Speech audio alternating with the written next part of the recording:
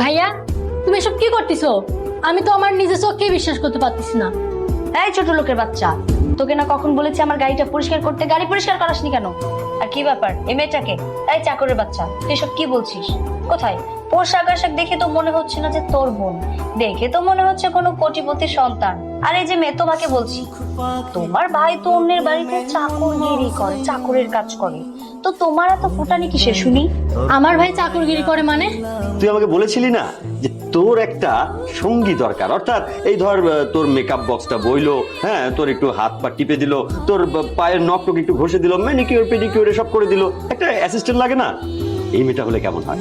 ওর ভাই আমার চাকরের কাজ করবে, আর ওর বোন তোর চাকরানির কাজ করবে।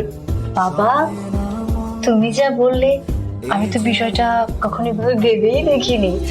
বাই দ্য ওয়ে, এই মেয়ে, আমার বাবা যেটা বলেছে তুমি সেটা করতে পারবে তো? মানে আমাদের বাড়িতে থেকে চাকরানির কাজ করতে পারবে? আমার যত কাজ আছে তুমি করতে পারবে তো? যদি পারো তাহলে আমাদের কোনো প্রবলেম। হ্যাঁ পারবো। আমার ভাই যদি এবারে চাকর হতে পারে, আমি কেন এবারে চাকরানি হতে পারবো না? ভাই